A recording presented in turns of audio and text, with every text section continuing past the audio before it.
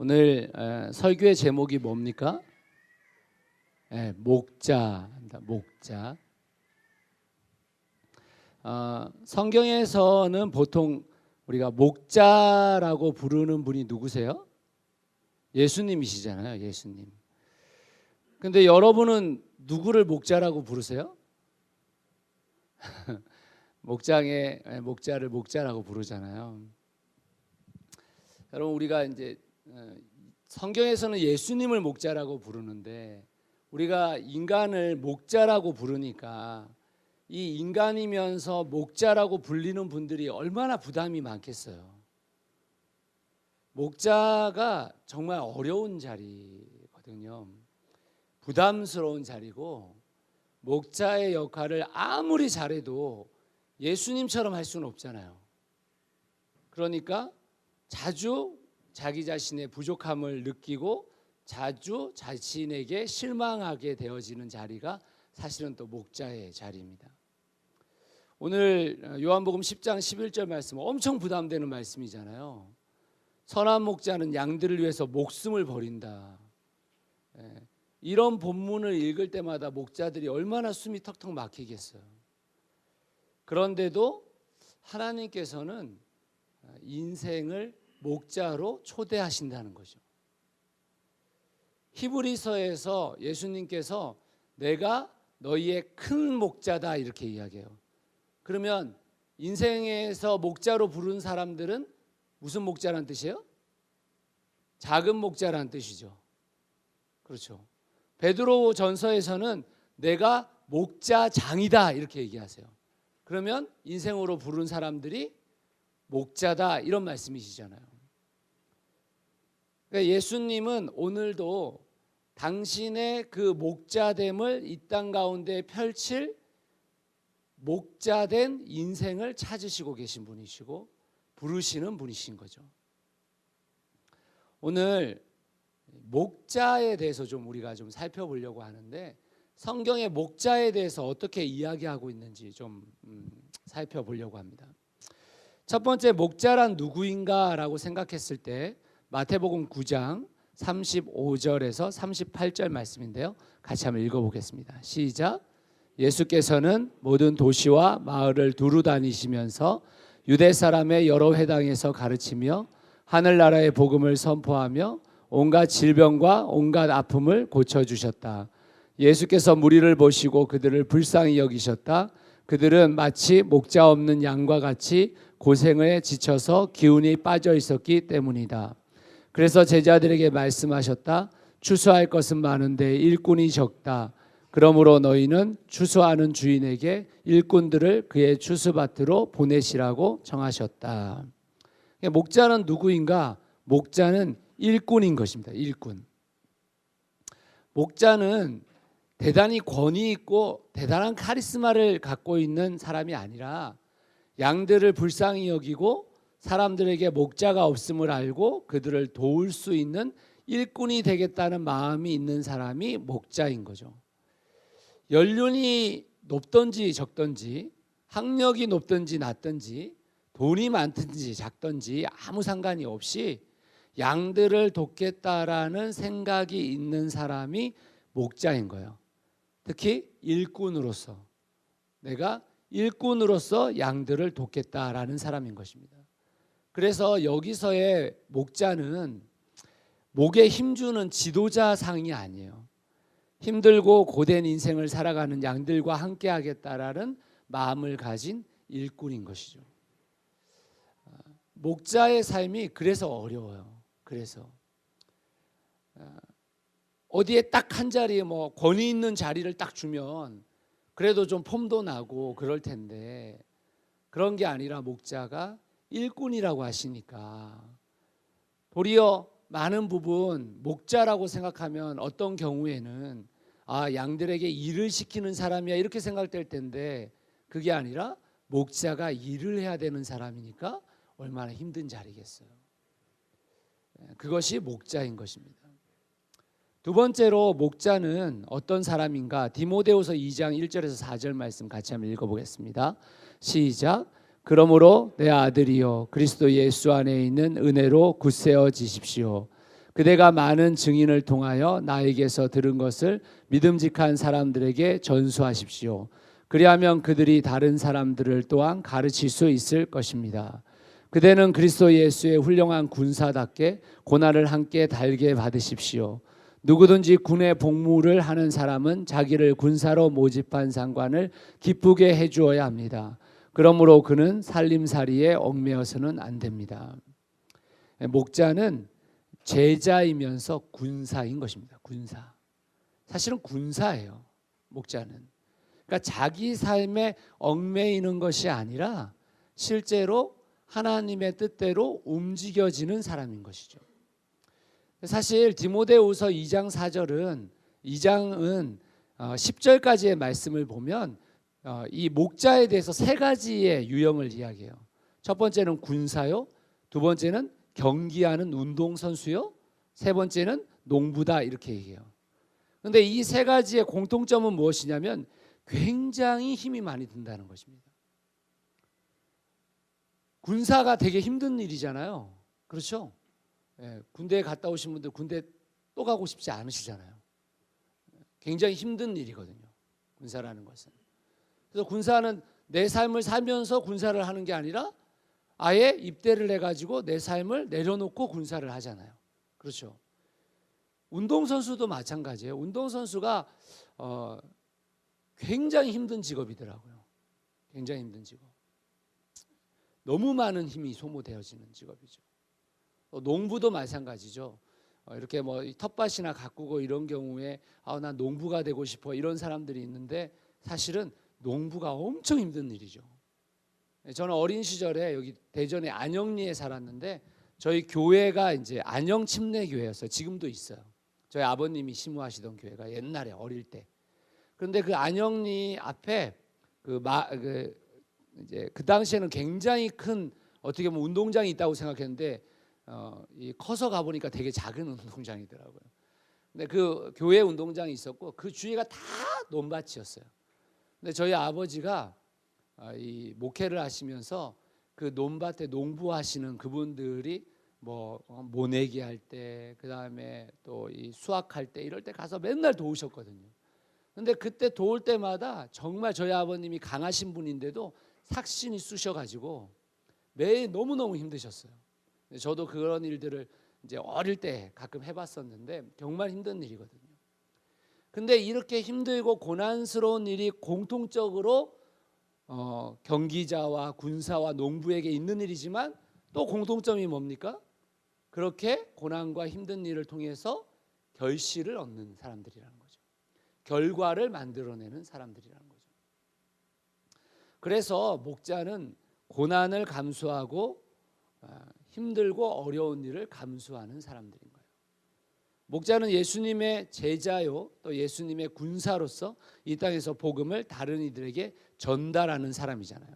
2절 말씀에 보면 뭐라고 되어 있냐면 내가 너를 가르쳤듯이 네가 또 다른 사람을 가르치면 그들이 또 다른 사람들을 또 가르치게 될 것이다 이렇게 얘기하고 있죠. 그래서 목자라는 것은 제자인 것입니다. 제자. 여러분들이 목자가 얼마나 훌륭한 제자여야 하는지를 생각해 볼 필요가 있어요. 세 번째로 목자는 어떤 사람인가? 요한복음 10장 11절인데요. 우리가 같이 읽었었죠. 같이 한번 다시 읽겠습니다. 시작.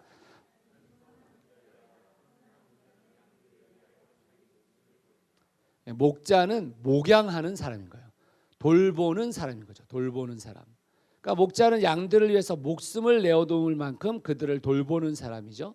자기 희생을 감수하는 사람이고 그들의 필요를 알고 양들의 위험을 알고 양들이 위기에 처했을 때 그들을 구해내는 사람이 목자인 것입니다. 그래서 목자는요 또 굉장히 위험한 일인 거예요. 그래서 위험에 처해 있는 사람을 구해내려면 내가 그 위험 속에 뛰어들어야 되는 거죠. 그러니까 엄청 힘든 일인 거예요. 엄청 힘든 일. 두 번째로 그렇다면 목자가 왜 필요한가? 성경은 도대체 목자가 왜 필요한가를 우리에게 질문하고 있거든요.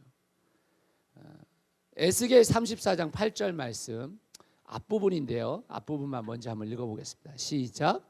나 주 하나님의 말이다. 내가 나의 삶을 두고 맹세한다. 내 양떼가 약탈을 당하고 참으로 내 양떼가 온갖 들짐승에게 공격을 당하고 살육당하여 그것들의 먹이가 된 것은 목자가 없기 때문이다. 양들을 위험으로부터 보호하기 위해서요. 그러니까 양들은 너무너무 약탈을 당하고 공격당하고 죽임을 당하기에 쉬운 존재라는 거예요. 또 미혹당하기에 너무 좋은 존재라는 거예요. 제가 예전에 한번 양들에 대해서 설명해 드렸지만, 그러니까 양과 염소를 같이 키우거든요. 왜 양과 염소를 같이 키우냐면, 염소는 땅을 보고 먹다가도 계속 하늘을 봐요. 그래서 계속 고개를 들고 목자가 어디로 가는지를 본다는 거예요. 그런데 양들은 먹이만 쫓아가는 거예요. 먹이만. 그래서 고개를 숙이고 계속 먹이만 쫓아가는 거예요. 그러니까 어디에 절벽으로 떨어질 수도 있고 어디에 위험에 처할 수도 있고 이렇게 되는 거죠. 그래서 왜 양들과 염소를 같이 키우냐면, 염소들이 걸어가는 그 발걸음을 양들이 이렇게 보면서 그 발걸음을 따라가는 거예요. 그래서 양과 염소를 같이 키우는 것입니다. 그만큼 이 양들은 미혹당하기 쉬운 사람들이거든요. 미혹당하기 쉬운 사람들. 여러분, 현대를 생각해 보십시오. 지금 현대의 기독교를 생각해 보면 기독교인들은 줄고 있는데 이단들은 늘고 있어요. 성도가. 참 희한한 일이죠. 제가 최근에 혼자서 사바라는 그 영화를 봤거든요. 여러분 혹시 보시면 그게 여러분 정말 말도 안 되는 얘기인데, 그 말도 안 되는 교리를 쫓아간다는 거예요. 그 말도 안 되는 교리에 목숨을 건다는 거예요. 그게 원래 우리 한국 기독교의 이단 연구가였었던 그 목사님을 바탕으로 해서 만든 영화거든요. 물론 이제 굉장히 그 목사님을 세속적으로 좀 그렸어요. 막 담배도 피시고 막 술도 먹는 이런 목사님으로. 그런데 그 목사님이 그러지는 않으셨어요. 그런데 이제 영화를 만들다 보니까 좀 그런 면도 있는데, 근데 얼마나 미혹당하기 쉬운지 몰라요. 신천지에 빠지고 싶어서 빠지겠어요? 그냥 미혹당하기 쉬운 겁니다. 그런 양들을 보호하기 위해서 목자가 필요한 것이거든요. 두 번째로 에스겔서 33장 8절에 뒷부분 B를 보시면 같이 한번 읽어보겠습니다. 시작. 내 목자들이라고 하는 자들은 내 양떼를 찾으려고 나서지 않았다. 그 목자들은 양떼를 잡아서 자기들의 배만 채우고 그 양떼는 굶겼다. 그러니까 다시 말하면 바른 목자가 없는 거죠. 제대로 된 목자가 없기 때문에 목자가 필요한 건데, 목자가 정말 양들을 양육하기 위해서 목자가 필요한 것입니다. 양육하기 위해서. 목자가 양을 잡아먹기 위해서 키우는 거죠. 자꾸만. 자기들의 배만 불리고 양들을 배불리지 않는 거죠. 양육하지 않는 것입니다. 바른 목자가 없는 세상이기 때문에 정말 어떤 거요? 목자가 필요한 것입니다. 예수님 당시도 마찬가지였죠. 그 백성들을 이끌고 있는 지도자들이 제대로 된 목자가 아니었기 때문에 예수님께서 참된 목자, 착한 목자, 선한 목자를 추구하시고 그것이 무엇인지를 제자들에게 보여주시고 제자들에게 그 삶을 살아가도록 권면하셨죠. 뿐만 아니죠. 구약의 시대도 마찬가지입니다. 얼마나 많은 지도자들, 또 하나님의 말씀을 받고 있는 제사장들과 예언자들이 잘못된 예언을 하고 왕의 녹을 먹이면서 왕이 원하는 예언을 했었습니다. 그러니까 에스겔서에 제대로 된 목자가 없다는 거예요. 제대로 된 목자가. 그래서 목자가 필요한 것입니다. 세 번째로는 마태복음 9장 36절을 보시면 같이 한번 읽어보겠습니다. 시작. 예수께서 무리를 보시고 그들을 불쌍히 여기셨다. 그들은 마치 목자 없는 양과 같이 고생에 지쳐서 기운이 빠져 있었기 때문이다. 양들은 바른 길로 갈 수 있는 힘이 다 빠진 거예요. 힘이. 이 세상을 살아가고 있는 우리들이 정말 하나님의 말씀을 들을 때마다 그 길로 가고 싶다 이런 생각을 갖지만 그 길로 가지 못하는 이유들이 뭐예요? 갈 수 있을 만한 힘이 없는 거죠. 그러니까 양들을 바른 길로 인도해 내기 위해서 목자가 힘을 내서 그 양들을 이끌어 가야 되는 것이죠. 여러분, 목자는요, 양들에게 이끌림을 받는 사람이 아니죠. 양들을 이끌어 가야 되는 사람인 거죠. 그러니까 목자가 정말 힘이 있어야 돼요. 힘이. 목자가 힘이 없으면요, 양들에게 치여요. 양들이 원하는 대로 막 가요. 이게 정말 재밌는 일들이거든요. 물론 양들의 필요를 공급하고 양들을 섬기는 것이 목자의 역할이지만 실제로 목자는 힘을 가지고 나아가야 되는 것입니다. 제가 이 교회에서 목장을 하는 교회들을 보면요, 목자분들이 두 부류로 나눠져요. 대부분 자신이 역할을 잘 감당해서 자신이 이끌어가고 있는 목장이 있는 반면에 양들에게 이끌리는 목자들이 계세요. 근데 그분들이 굉장히 훌륭해 보이고 굉장히 착해 보이지만 사실은 양들에게 치여가지고 목자가 힘을 잃어요. 힘을. 그러니까 우리가 지금 4주 동안 목장이라는 게 무엇인지, 목장 인도가 어떻게 해야 되는 것인지 이런 것들을 지침을 드리잖아요. 그러면 여러분, 양들이 우리 그런 거 하지 마요 이렇게 얘기하시면 안 돼요. 목자들이 그 일들을 감당해야 목자도 힘을 얻고 목자가 그 길을 갈 수 있는 거예요. 목양원들이 목자를 따라가야 되는 것입니다. 목자를. 그래서 양들을 바른 길로 인도하기 위해서 이 목자가 필요하다고 성경은 이야기하고 있습니다. 자, 그러면 누가 목자가 될 수 있는가? 누가? 요한복음 21장 15절 말씀은 같이 한번 읽어보겠습니다. 시작. 그들이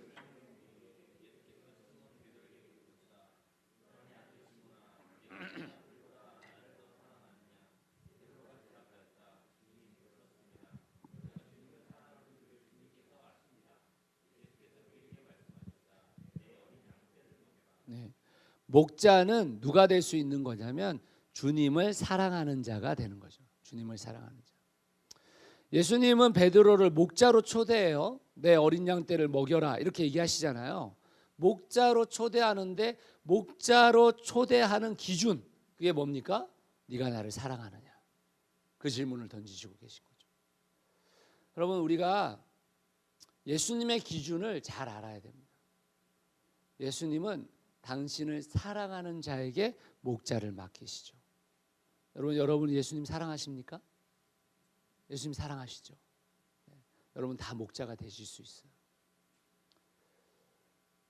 우리가 그 무엇보다 예수님을 사랑해야 되거든요. 예수님을. 그분을 사랑해야 하셔야 돼요. 그분을 즐겨야 돼요. 예수 그리스도를 누려야 됩니다. 예수님을 사랑하는 자는 예수 그리스도를 누리는 것이거든요. 예수 그리스도께서 창조하신 만물을 누릴 수 있는 자가 예수 그리스도를 사랑하는 자거든요. 이 세상의 가치가 아니라 예수님의 말씀을 사모하는 자가 예수님을 사랑하는 자이거든요. 여러분, 예수님을 사랑하는 마음이 좀 힘이 빠지셨죠? 오랜 시간 신앙생활 해오시면서 예수님을 사랑하는 마음이 때로는 좀 내 현실에 부딪혀서, 또는 내게 지금 막혀있는 그 길 때문에 예수님을 사랑하는 게 어려우시죠? 간절하지만 쉽지 않으시죠? 여러분, 예수님을 어떻게 사랑할지 고민해 보셔야 합니다. 예수님을 어떻게 더 깊이 사랑할지 여러분 생각해 보셔야 합니다. 여러분, 여러분들이 기뻐하고 여러분들이 즐거워하고 여러분들이 자녀들이 원하는 거 해주고 싶으잖아요. 그렇죠? 내가 원하는 거 오늘도 하고 싶고 내일도 하고 싶고 모레도 하고 싶고 다 하고 싶잖아요. 우리의 마음속에 예수님이 원하시는 것을 어떻게 해드릴까? 이 고민을 늘 마음속에 간직한 자가 예수님을 사랑하는 자겠죠. 사랑하는 성도들이 예수님을 더 깊이 사랑할 수 있기를 바랍니다. 두 번째로 어떤 분들이 목자가 될 수 있는가? 요한복음 21장 16절 말씀, 거의 비슷한 말씀인데요. 같이 한번 또 읽어봅시다. 시작. 예수께서 두 번째로 그에게 물으셨다. 요한의 아들 시몬아, 내가 나를 사랑하느냐? 베드로가 대답하였다. 주님, 그렇습니다. 내가 주님을 사랑하는 줄 주님께서 아십니다. 예수께서 그에게 말씀하셨다. 내 양떼를 쳐라. 여기서 쳐라가 뭐예요? 때리라는 얘기예요? 예? 돌보라 이란 말이죠. 돌보라. 양떼를 돌보라 이런 말이에요. 돌보라. 그러니까 누가 목자가 되는 거냐면 예수님께 위임받은 자가 목자가 되는 거예요. 예수님의 말씀을 위임받은 자가 목자가 되는 것입니다. 베드로가 사랑을 고백하니까 예수님께서 그래 그럼 내 양을 먹여라, 내 양을 쳐라 말씀하시잖아요. 예수님께서 자기가 계셨던 예수님께서 가지고 계셨던 커다란 관심사는 뭐냐면 양을 잘 기르는 거예요. 양을 잘 기르는 거. 그러니까 예수님께서는 베드로가 예수님을 사랑한다면 양을 기르는 일을 베드로 내가 하라고 말씀하고 계신 거죠. 그러니까 예수님을 사랑하여 목자가 되는 것은 예수님으로부터 위임받은 자들인 것입니다. 여러분들은 예수님으로부터 위임받은 자들이십니까? 맞으십니까? 아니십니까? 아니세요? 나는 예수님으로부터 위임받은 적이 없는데요. 그럼 우리가 예수 그리스도를 믿는다라는 게 뭐예요? 예수 그리스도가 이 땅 가운데 살아갔던 그 삶을 나도 살아가겠다라는 결단이잖아요. 그게 믿음이잖아요. 그러니까 우리 모두 다는 그 예수 그리스도의 삶을 본받아서 나도 그 삶을 살아가겠다라는 결단을 한 사람들인 거거든요. 그러니까 여러분 모두도 다 위임받은 사람들인 것입니다.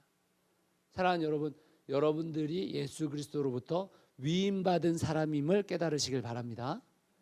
여러분 다 위임받은 분들이세요. 세 번째로 어떤 사람이 목자가 될 수 있는 것인가? 마태복음 9장, 요한복음 21장 17절 말씀 같이 한번 읽어보겠습니다. 시작. 예수께서 세 번째로 물으셨다. 요한의 아들 시몬아, 내가 나를 사랑하느냐?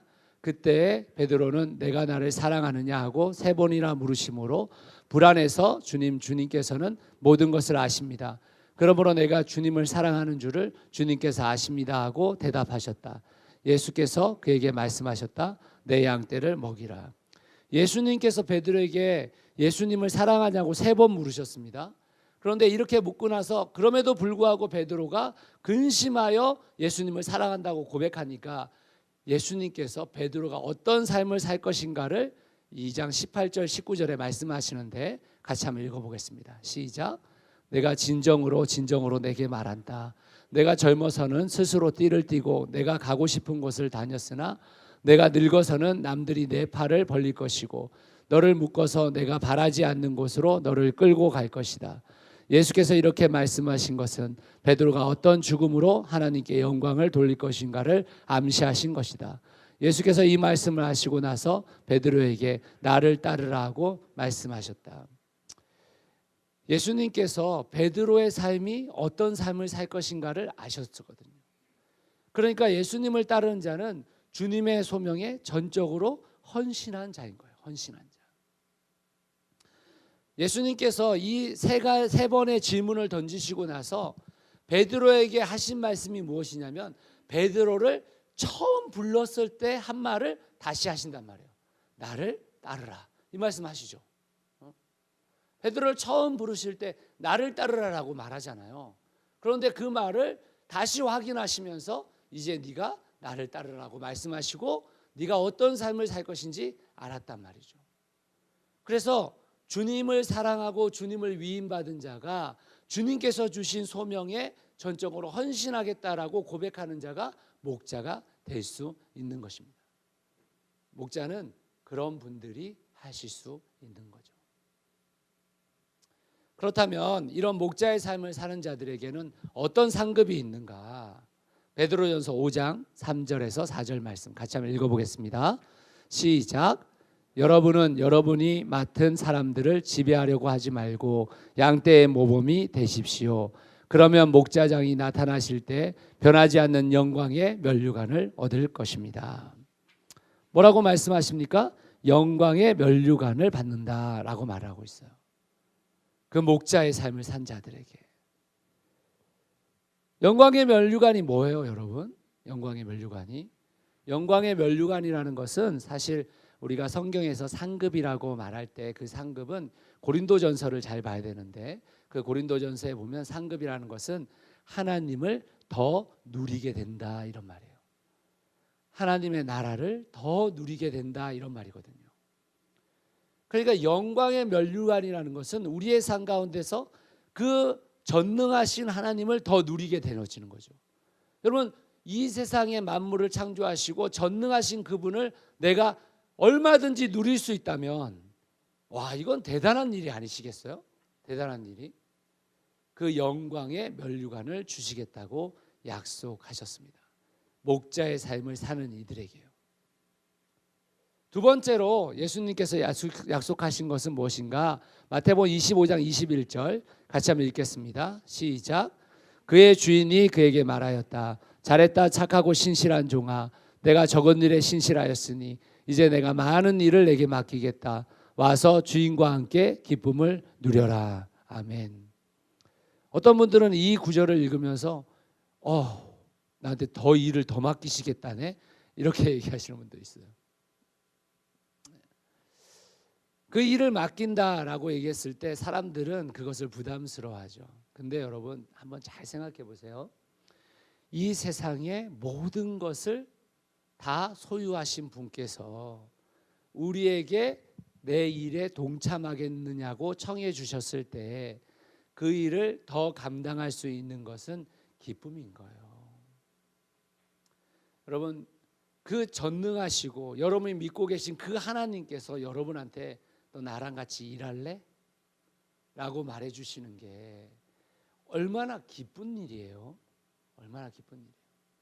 여러분, 만약에 여러분들에게 이 세상에 어떤 대단한 권력을 가진 자가 여러분들에게 여러분, 당신 저하고 같이 일하시지 않겠습니까? 라고 말한다면, 네? 그러면 여러분 얼마나 기쁘겠어요. 그런데 이 세상의 모든 만물을 갖고 계신 그분께서 우리에게 너 나랑 같이 일하자 라고 말해주시는 게 우리의 연약한 인생을 볼 때, 우리의 이렇게 정말 아무것도 아닌 우리 인생을 볼 때 그게 얼마나 기쁜 일입니까? 얼마나 기쁜 일이에요. 사랑하는 성도 여러분, 그 주님의 기쁨에 동참하는 그 초대권을 갖게 되는 거거든요. 초대권.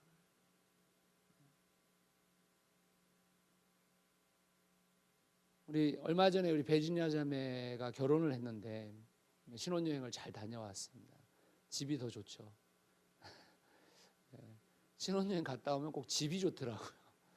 근데 결혼식에 막 그 사람 꼭 와줬으면 좋겠다 하고 초대를 했는데 안 왔어. 안 온 사람이 있어요? 진아자매? 엄청 초대했는데 안 온 사람이 좀 있어요? 머릿속에 막 기억에 남죠. 전 갔습니다. 네. 주님의 초대 가운데 그 초대에 응하지 않고 있는 분들을 주님이 그 찍혔어 이런 것을 떠나서 주님께서 얼마나 불쌍히 여기시겠어요.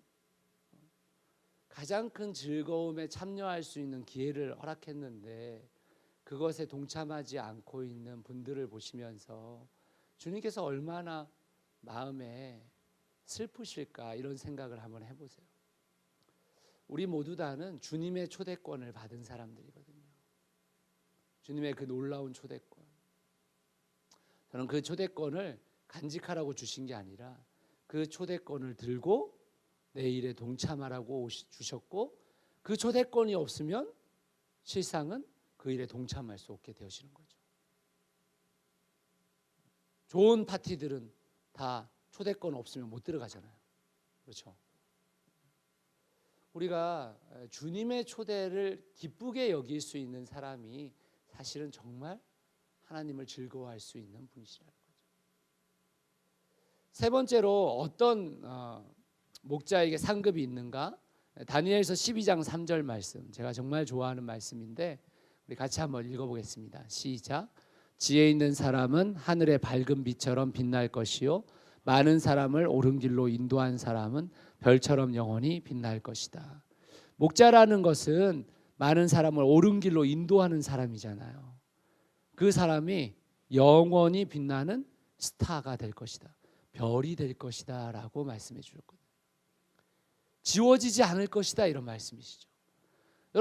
여러분들은 어디에 별이 되셨으면 좋겠어요?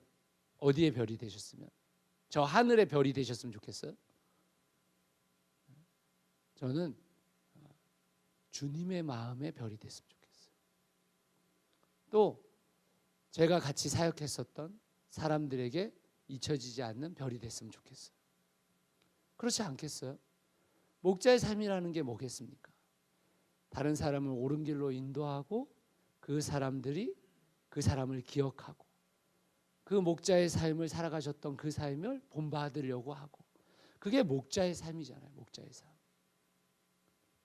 하나님께서 그 목자의 삶을 살아낸 그 사람들에게 영원히 바래지 않는 빛으로 존재할 것이라고 말씀해 주셨거든요. 네 번째로 목자의 삶을 사람들에게는 어떤 상급이 있는가? 마태복음 6장 33절 말씀, 잘 아는 말씀이죠. 같이 한번 읽어봅시다. 시작. 너희는 먼저 하나님의 나라와 하나님의 의를 구하여라. 그리하면 이 모든 것을 너희에게 더하여 줄 것이다. 이 모든 것을 너희에게 더하여 줄 것이다. 여기에 우리는 더 관심이 있긴 하지만 하나님의 나라를 구하고 하나님의 의를 구하는 자, 다시 말하면 그 목장을 하나님의 나라로 만들고 하나님의 의가 존재하는 공간으로 만들어내는 그 사람들에게 이 모든 것을 너에게 더하여 줄 것이다. 이 모든 게 뭐예요? 이 모든 게 마태복음 6장에 의하면 이 모든 것이라는 것은 너희가 먹고 자고 너희가 입는 모든 것을 내가 더하겠다, 이런 말이에요. 그러니까 그 목자의 삶은 이 땅에서도 하나님께서 공급하시는 그 공급의 삶을 누리게 하시겠다, 이런 말인 거죠. 여러분 한번 생각해 보십시오. 우리에게 공급되어진 모든 것이 하나님께서 공급하시는 것이 맞습니까? 맞습니까, 여러분? 여러분이 직장에서 열심히 일해가지고 돈을 벌었는데 여러분 그거 하나님께서 공급하신 거 맞아요? 아닙니까? 어떠세요? 여러분 하나님께서 우리에게 이 땅에 주신 그 아름다운 지위와 고귀한 인생은요, 다 하나님께서 공급하신 거예요. 여러분이 노력해서 얻은 거 아니에요. 여러분만큼 노력한 사람들 중에 그거 못 얻은 사람도 많아요. 하나님이 공급해 주신 겁니다. 그거 왜 공급해 주셨어요?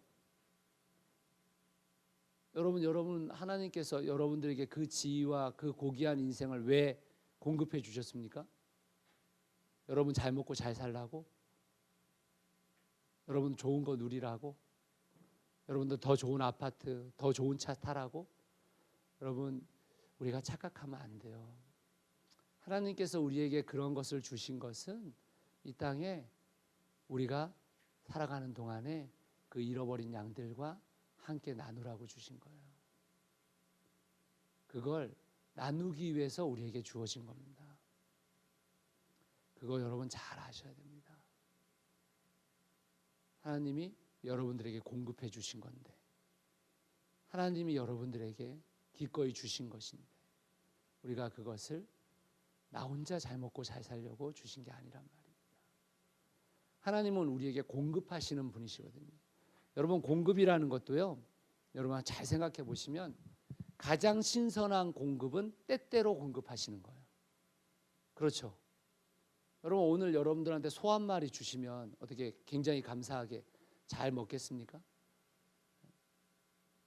그 소 한 마리를 우리에게 1년 동안 주셔야 기쁘고 행복하게 그 소 한 마리를 먹겠죠.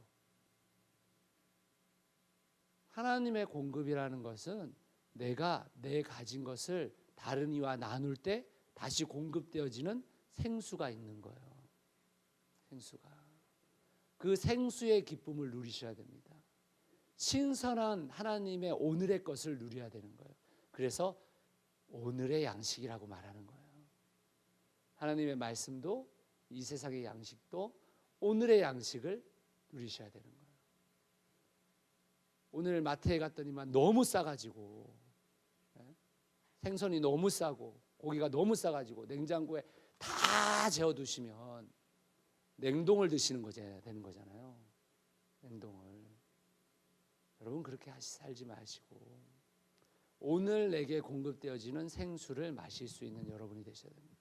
목자의 삶이라는 것은 그 공급됨을 누리는 거예요. 여러분 모두 다가 그 목자의 삶을 살아가시면서 그 하나님의 복을 누리실 수 있게 되기를 예수 그리스도의 이름으로 축원합니다. 결론을 좀 내리겠습니다. 목자로 살아가는 거 정말 쉬운 일 아닙니다. 참으로 어려운 일이고요. 마음 아픈 일이고 고난스러운 일이에요. 지난 5년간 새누리 3교회에 목자로 섬겨주신 모든 분들께 진심으로 감사를 전합니다. 제가 대표 목사 초보여서 열정이 넘치다 보니까 더 많은 것을 요구하기도 했기에 더 어려운 자리였을 수도 있습니다. 특히 어린 자녀들을 키우시면서 목자의 삶을 살아가셨던 모든 분들, 목자 부부들 참 감사합니다. 또 새누리 3교회가 여기까지 올 수 있었던 것이 사실은 그런 분들의 헌신과 수고가 있었기 때문입니다. 또 청년 목자로 수고해 주셨던 분들도 참 감사해요. 요즘 청년의 시기가 가장 어렵고 힘든 시기인데 어렵게 힘든 자리를 지켜주어서 참 고맙습니다. 제가 한번 이렇게 이 설교를 준비하면서 목자들을 5년 동안 목자의 생활을 하셨던 분들을 이렇게 기억해 보니까 저희 교회 10가정이 지금까지 목자의 삶을 살아와 주셨고 또 4명의 청년이 목자로 또 수고해 주셨었어요. 그래서 새누리 3교회는 이분들 덕에 또 유지되어져 왔었고 이분들 덕에 성도들이 기쁨을 누릴 수 있었습니다. 새누리 3교회 목사로서 이분들에게 머리 숙여 존경을 표합니다. 그런데요, 이제 새누리 3교회는 새로운 시작을 준비하고 있어요. 많은 목자 헌신자들이 필요한 상황들입니다.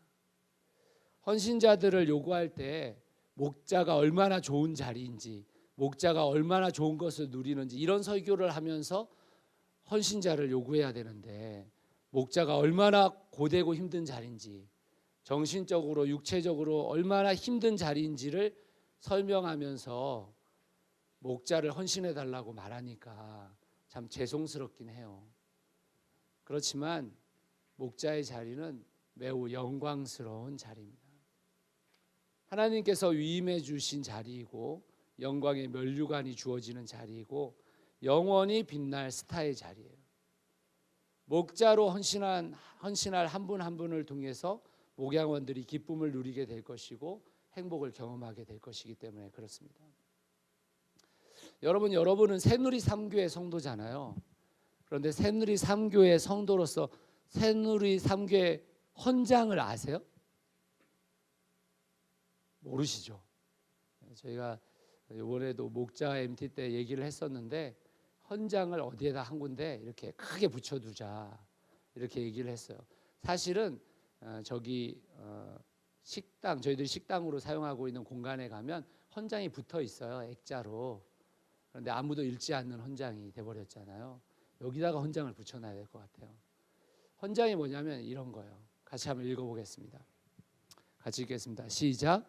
주님의 말씀을 통하여 하나님의 심정을 배우고 하나님을 즐거워하며 하나님을 기쁘시게 하는 삶을 살기를 원하는 성도들이 새누리 3교회를 이루고 착한 목자 되신 예수님의 본을 따라 잃어버린 영혼을 찾으며 섬기는 착한 목자를 양성하는 교회를 이루는 기본 규범과 원칙을 담기 위하여 이 헌장을 제정한다.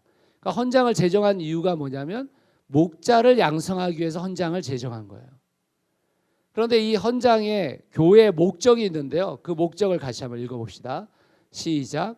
본 교회의 목적은 잃어버린 양들을 찾아 주님의 착한 양 되게 하며 착한 양들이 착한 목자가 되도록 훈련하여 정교인의 목자화를 이루며 이를 바탕으로 이 땅에 하나님의 나라를 확장하는 것이다. 여러분은 이미 목자가 돼야 된다고 고백하고 지금 새누리 3교회 성도가 된 거예요. 어떤 분들은 이렇게 착한 양만 하면 안 돼요 이런 얘기 하시잖아요. 착한 양은 사람의 착한 양이 아니고요. 하나님의 착한 양을 말하는 거예요. 그리고 사람으로서는 사람에게 착한 목자가 돼야 된다고 말하는 것입니다. 여러분, 지난주가 3.1절이었잖아요. 3.1절. 그렇죠. 오늘 우리 신미리 자매님이 기도하면서도 그런 이야기를 하셨는데, 여러분, 이 땅에 살아가는 어떤 사람들이 정말 그 헌신을 하지 않았다면 이 자리를 지켜낼 수 없죠. 이 자리가 되지 않았을 겁니다. 그런데 그 헌신했던 사람들은요, 그 헌신 속에서 이런 생각이 들 수 있어요. 야, 이 헌신이 의미가 있냐? 야, 이 헌신이 정말 우리의 삶을 바꿀 수 있냐? 이렇게 고백할 수 있죠. 아, 그거 하나마나 똑같이 이렇게 생각할 수 있죠. 그러나 이 인류의 역사와 교회의 역사와 하나님의 나라의 발전은 그 헌신된 사람들의 수고와 노력과 충성 때문에 이루어진 거예요. 여러분, 이 새누리 상교회가 그냥 이루어진 게 아닙니다. 이 새누리 상교회를 위해서 헌신하고 수고하고 충성된 사람들이 있었기 때문에 이 교회가 이루어진 거죠. 그 헌신과 수고와 충성을 아무것도 아닌 것으로 치부해서는 안 돼요. 대단한 겁니다. 우리가 생각할 때 오늘 하루의 목자의 수고가 별거 아닌 것 같아 보이지만 그것이 쌓이고 그것이 다시 재반복될 때 비로소 새누리상교회는 바르게 세워질 수 있는 거예요. 사랑하는 성도 여러분, 목자가 되어 주십시오. 목자로 헌신해 주십시오. 목자로 함께 살아 주십시오. 그럴 때 새누리상교회가 진짜 목자 양성소로서의 새누리상교회다운 교회가 될 수 있는 것입니다. 저희 교회 목자 가정들이 지금 5가정 있고 청년 목자가 한 목자가 있는데요. 저희 교회에 5가정의 목자들이 더 필요합니다. 그리고 청년부에 1명의 목자가 또 필요합니다. 여러분들이 목자로 헌신해 주셔서 함께 주님 안에서 그 목자의 삶을 살아가 주실 수 있기를 예수 그리스도의 이름으로 축원합니다. 함께 기도하겠습니다.